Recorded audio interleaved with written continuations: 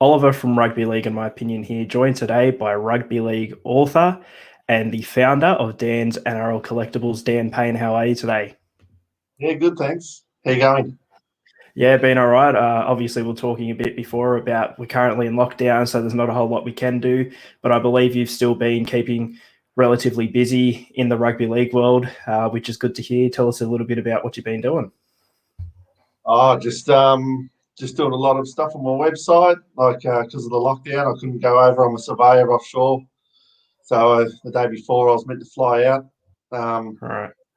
WA locked the border, so I'm stuck here, extended. So like a lot of people, we're just stuck at home.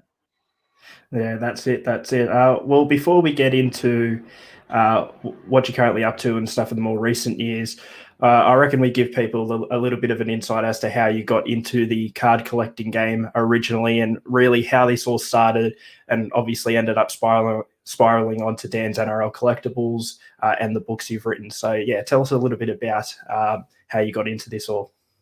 Yeah, so when I was a kid, like a lot of kids, I think, just really enjoyed watching football on TV and then discovered football cards like the Scanlon's footy cards. And, I still remember I was at the Fate and saw the first football cards ever that I ever saw. And so I asked Mum to buy them, just a handful of these old cards. They were from the previous year. So that was 1980.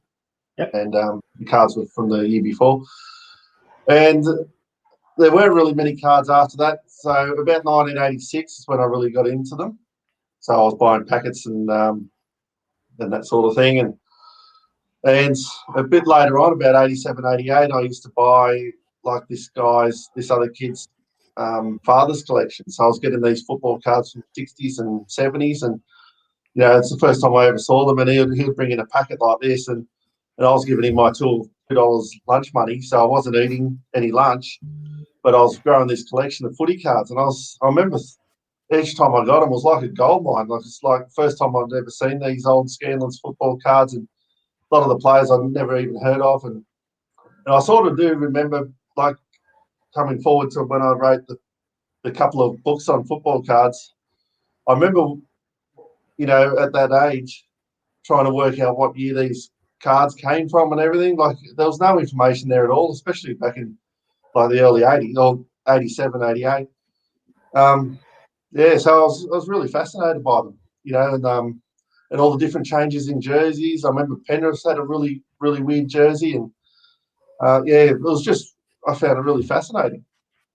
Yeah, so you've since obviously gone on to, I'd say, learn a lot about these cards and have been able to build the website Dan's NRL Collectibles. Tell us a bit about the website and what people can expect to see if they jump on and have a browse. The website Dan's NRL Collectibles. I'd say it's like without being biased, if you talk about a website or a shop that's got the most individual items, it would have to be the biggest rugby league one in the world, or the known galaxy. Because there's about 35,000 individual items. So if you think about, some other shops might be bigger with floor space or something, but individual items, that's pretty big. And that's probably because I've got a lot of unique cards. So there's every single card pretty much that's ever been made. I've got most of them in the shop. It's not just cards though. Like cards is probably where my passion started, but I also really enjoyed Rugby League Week growing up. That was probably a bit more than Big League, but Rugby League Week was my favourite. So I sell all, every single Rugby League week. They might not all be in stock, but I've got them all listed from 1970. Wow. I specialise in all different programs. So your big leagues, Rugby League News, Rugby League World, all of it. It's figurines. I've got all sorts of things in there that people collect, and it's just it's a good time for people to sort of go back and find volumes that they're missing, I get a lot of requests from guys who might have played under 23s in a certain year and ask me to find it, then they'll buy that program. Yeah, right. Yeah, well, that's interesting to hear. I guess as well, you're sort of the gateway for a lot of people's nostalgia. A lot of people who have sort of gone back want those old versions of the Rugby League week, or getting some old Rugby League cards. And obviously, just looking at your setup there, you've got plenty of memorabilia from what a lot of us would call the good old days. For you, what's your connection with the game, how it was back, for example, in the 80s and before that? I guess compared to Rugby League now, did you enjoy the game more back then? Do you say that your heart was probably in it a bit more back then? Because I guess today, funnily enough, you're sort of more involved with the past. Yesterday, with what you do. So how would you explain that? Well, I guess I enjoy the game a lot more in the past for a number of reasons. One of them would be the characters. I think there was a lot of characters back in the day, like in the 80s, 90s, and before, of course. Everyone had nicknames. There was a blocker. There was Bruiser Clark, and the Big O, Olsen Filipana. There was so many of them, and every team had like a Terry Regan, who was just a wild person. Kerry Hemsley. It was just a different game. The characters is probably one of the main things. I remember as a kid. Part of another thing that I really don't like with what's happening today is, I'd get the Rugby League week or the Big League, and then listen to the radio every game on the Sunday, and go through the magazine, look at the lineups and that sort of thing. Where now that's all gone. There's no magazine except for Terry Libidopoulos Rugby League Review magazine. Yeah, and that's a bi-monthly. So I think that's something that's really, I don't know what the future's going to be like, but a lot of people go back through the Rugby League weeks and the big leagues to find information, where I think a lot of it gets lost now with what's on the internet. Yeah. I do think it was more enjoyable game. It's simple things like when Rex Mossop was calling a game and they scored a try, they award the try straight away. Yeah. And there's a bit of, there's cool music and might not be that cool, but it was exciting music, straight away you get your gratification that your team scored. Another thing that really, people say it's a faster game now. I can't see how that's possible, because it's a longer game, 80 minutes. It's meant to be 80 minutes.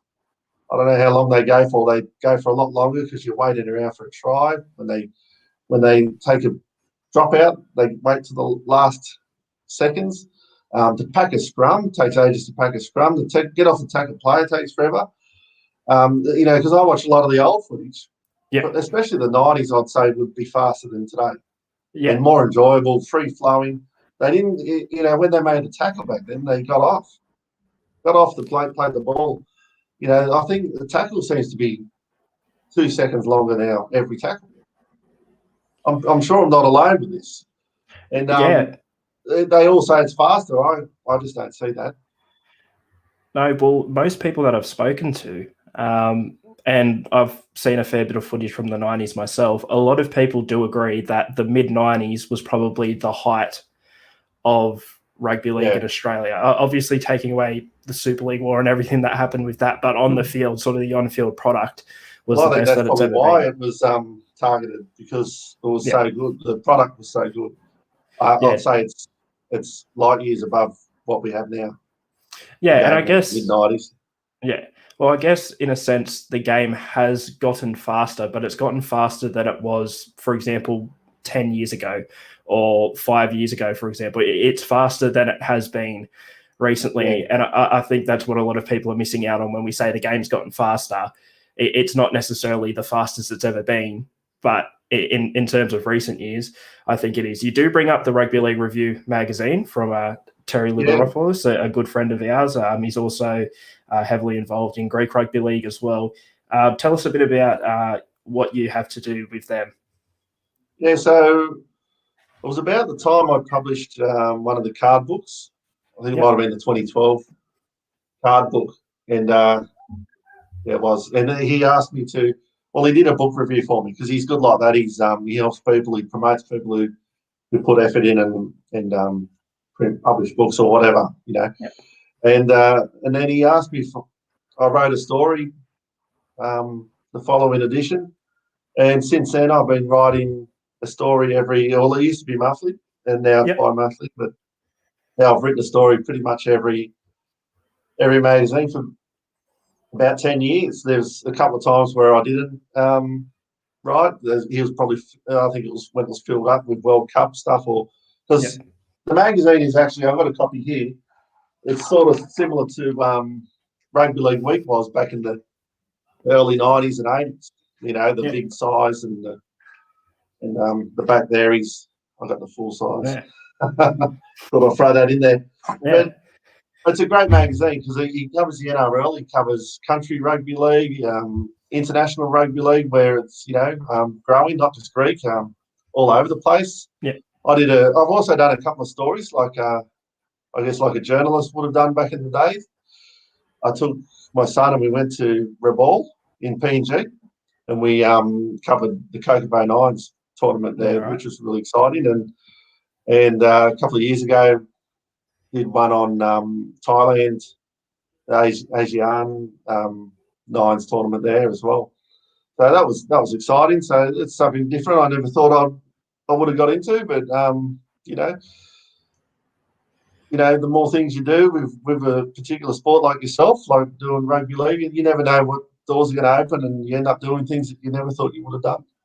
Yeah, exactly right. Just quickly on international rugby league and the couple of opportunities that you've gotten, like being able to take your son to PNG and also being able to cover the Nines over in Thailand. Is that something you'd like to do again? If another opportunity somewhere in international rugby league came up to cover something, or to go to a country to cover something?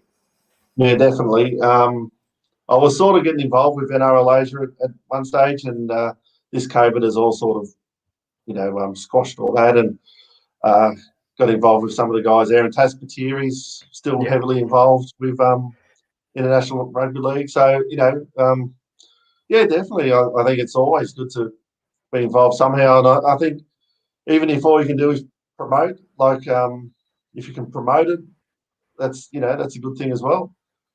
Yeah, the guys who organise the tournaments, they really put in the hard yards, different than just going there and writing a story. Yeah, well, you bring up Tas Batiri in terms of international rugby league as well. I've done a couple of vlogs, days out for Chasing Roos, along with Phil Brown, and whenever Tas Batiri's entered the building or the ground, it's like, as they call him, the godfather of international rugby leagues, walked in. The work that he's done, shout out to him, is absolutely amazing. But now we'll move on to your books. You're obviously a published rugby league author. It started with Heroes of Yesterday. Tell us a bit about how that started, where the idea came from, and the process in getting that book written and getting that published. Yeah, so here's the first one here. That's sold out. So the first one I did early last year, published it early last year, and then we had a bit of a book launch, and then next thing we were shut down completely in Sydney for COVID. And then the same thing happened with book 2, which was this year. So I don't know if it's a bad sign if I do a third one, and we're going to. But where it started from, I remember looking. It was Big League Again magazine, and I was looking through the programs, and I saw they used to interview a player just on one page, and I thought, oh, that's probably not a bad idea. I could put that on my website, and the one I read was Bruiser Clark. So I asked, Bruiser was on my Facebook, so I just asked him, would he be interested in an interview, and he said, yeah. So, he was my first interview, and then ended up interviewing a few others after that. And like anything, the first few were not very good, and just got better at knowing how to interview people and learning to be quiet and just let them talk more. That's a skill that I had to learn. Talking to Bruce, he's in the third book coming up. So even though it's my first interview, because the quality wasn't good enough to put in the first 2 books. So we've actually redone the interview, so it's sitting there ready for the third. Yeah, but the interviews got better. Part of it was also I tried to get off the ground rugby league, Dan's Retro Rugby League, which was having functions, and most of those were at Club Redfern. Like my good friend Anthony there, he always looks after us. So I'd get four players to get up and talk, have an MC. It was usually Cole Fraser, and I had four guys, and people come and buy tickets and get up and tell stories, have beers and mingle with some legends of the past. But it never really took off as much as I wanted. I lost money every time I did it. So as a businessman, that's not the best thing to do, but really enjoyed it. So then that sort of developed. So every time I had a player, I'd try to get an interview out of them as well. Yeah. And then I noticed, I think it was Robbie O'Davis. I noticed you interviewed Robbie O'Davis recently. That was early this year. Yeah, so that was the interview that I noticed. The interviews are probably getting a bit too good just to stick on a website. So that was sort of when the turning point for me, when I thought, maybe I should try to get a bit more serious. And I decided to get the best ones that I'd done and put them into a book. And that's what I did, because so I took the interviews off the website and I went with the first book, which published last year. And it still took a fair while, but even though I already had all the interviews typed up, it still took a fair while to put into a book. It's like 6 months. So I had an editor and all the rest of it. So it was a whole new level of book compared to the card books. Like there was definitely a step above.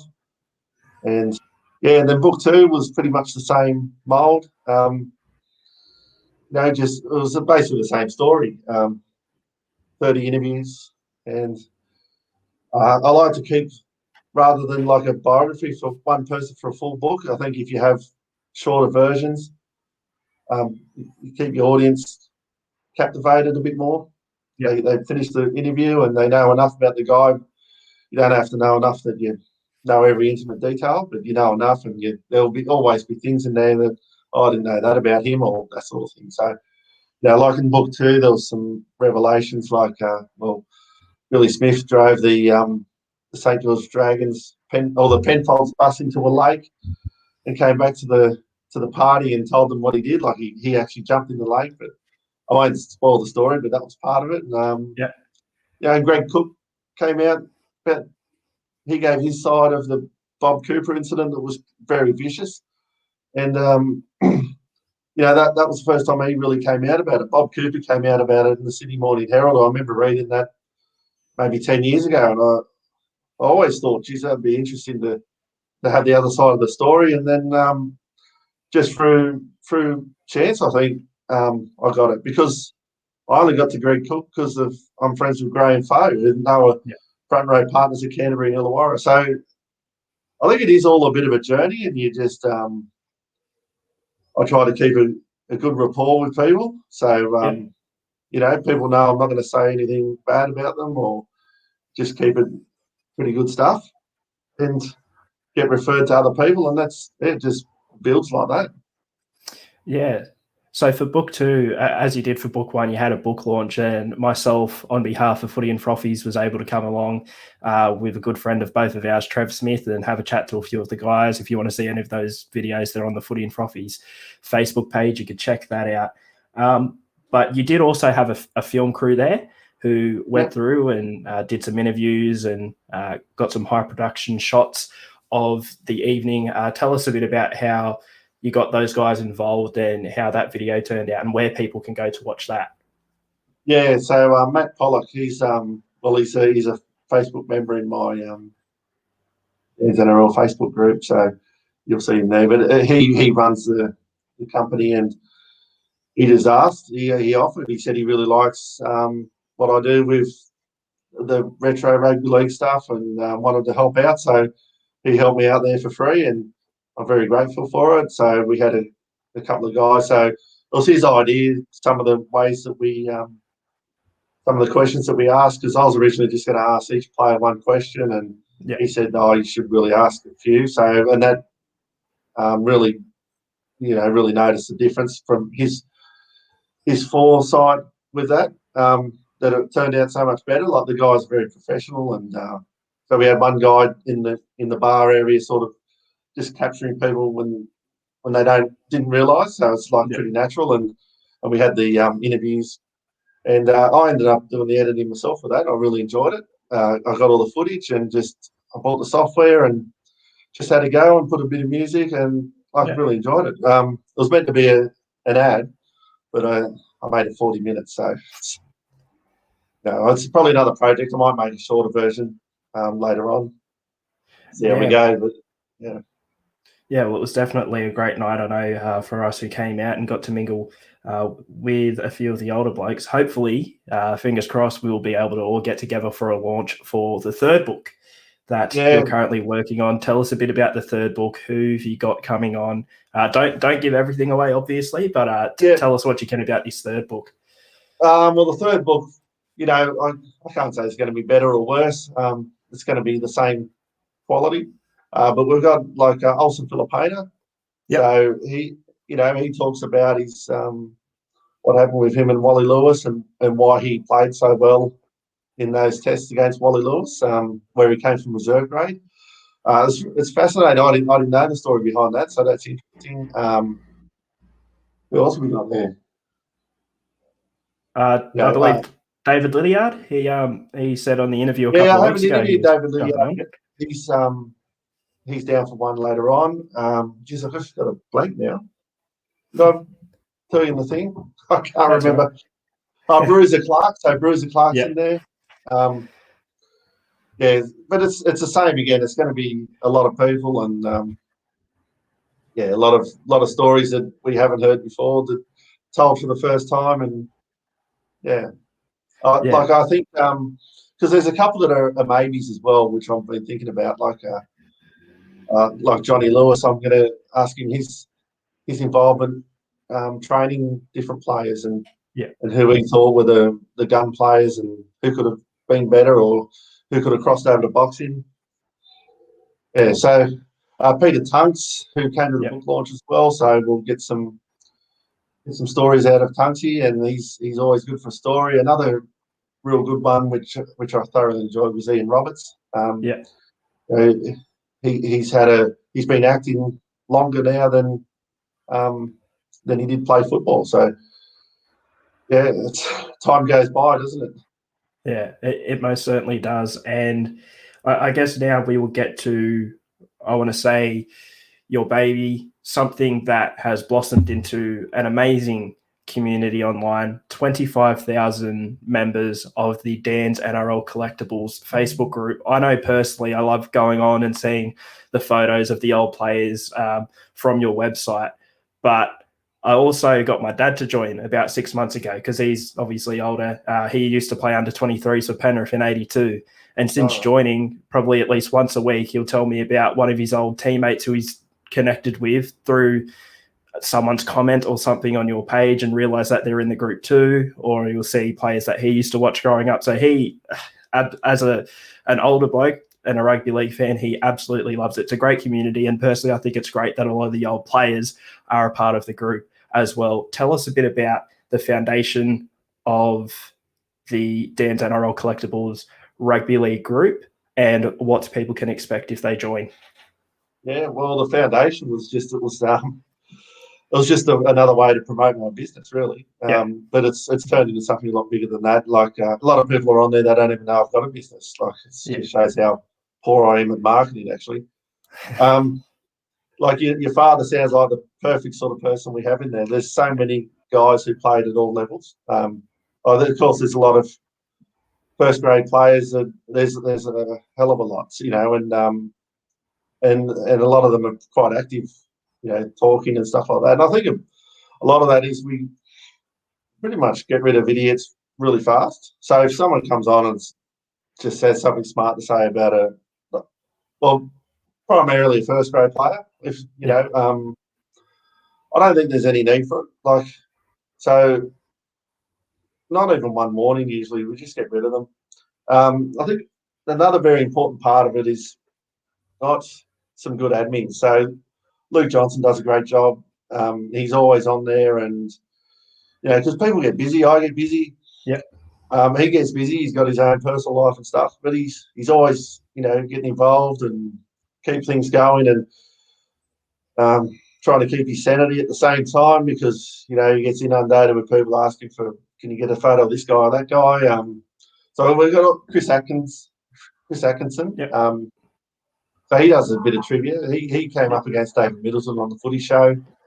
He should have beat him, but he's a bit of a nervous sort of guy. So Yeah.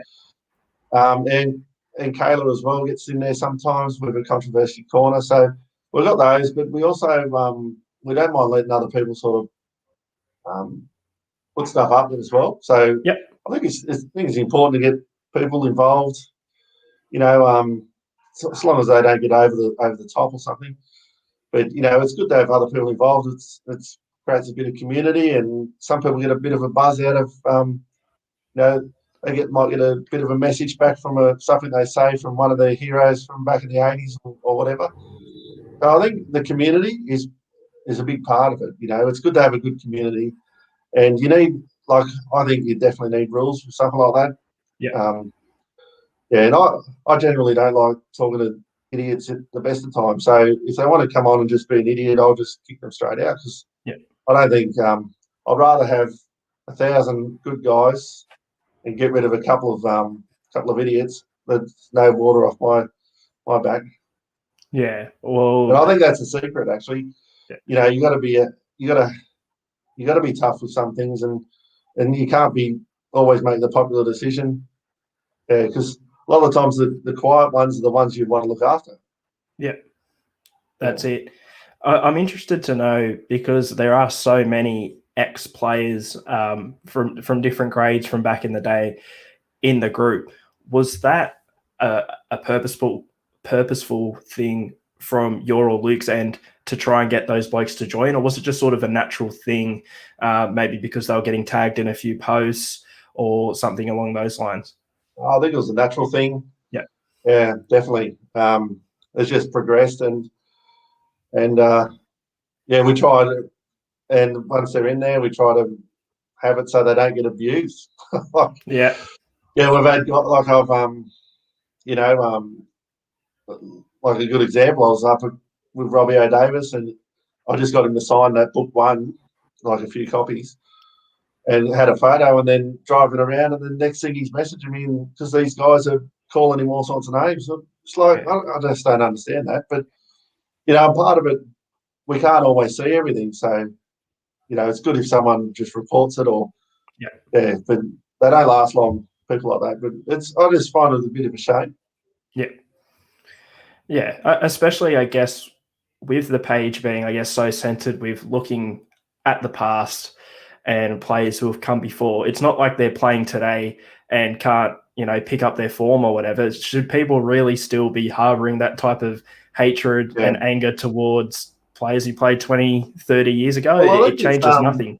I think it's the Australian way in a sense, because it's like someone could play 100 games and play for Australia, and all guys will make one comment and say, "Oh, you know, he did this." It's like, you know, if you're that negative about life, like, it happens a lot. Like, people will just remember the one thing, you know, like Don McKinnon, everywhere he goes. Like, it is pretty funny, but he said every time he goes out, someone will ask him about the time he urinated on the Lean Park. But they never seem to remember your tackle or your, you know, something special that you did that was really good.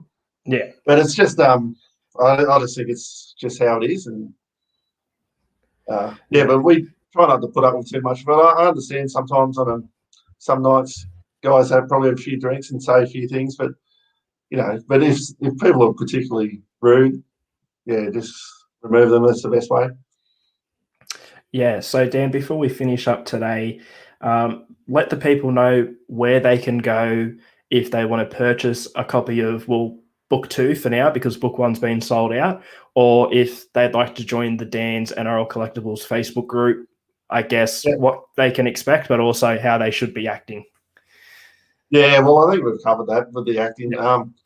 But just if you get in the Facebook, like, it's a good community, like my Facebook, Dan's NRL Collectibles. And just my shop, dansnrlcollectibles.com. There's heaps of stuff there. You know, everything, big leagues, everything rugby league related that was figurines, all the types of magazines, and just keep everything in perfect, pristine condition. Yep. And this is the bar that we used to do the show with Andrew Voss on the Fan, Cumberland Oval Bar, I call it. So, I got some really nice stuff in here. Got Robbie O'Davis's Newcastle versus Great Britain jersey, which something I'll keep forever. Yeah. And just this sign that I've got the computer set up on. This was from Cumberland Oval. It was there in 1981 when it burnt down. Sign made it out, and I managed to locate it and build the bar around it. So, and another thing, if you like, if you got weird and exciting collectibles, it's always good to share those in my Facebook group as well. A lot of people had gone through their garage and boxes and stuff and finding all sorts of things. So, share it on the Facebook group if you like. Yeah, well, just quickly, you did bring up obviously the time you spent on the Fan doing the Antiques Roadshow with Andrew Voss. Obviously, there you were giving sort of prices, I guess, quotes for people sending in memorabilia, how much they are worth today. Is that something you're still willing to do if someone sends in a photo or something of memorabilia and asks how much this? That's probably the worst thing of the show. I get a. Well, it used to be every day nearly, but now it's like a few times a week.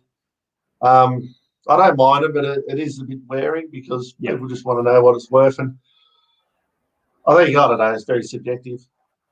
Yeah. It depends if they want to sell it or if they want to just know the best price ever you could get for it, or I don't know. It's and I think me giving a price is just a guess anyway, because it really depends on what you want to do with it. If you want to buy it, if you want to sell it, if you want to just hold on to it and know you got something worth a lot of money, and not everything's worth a lot of money.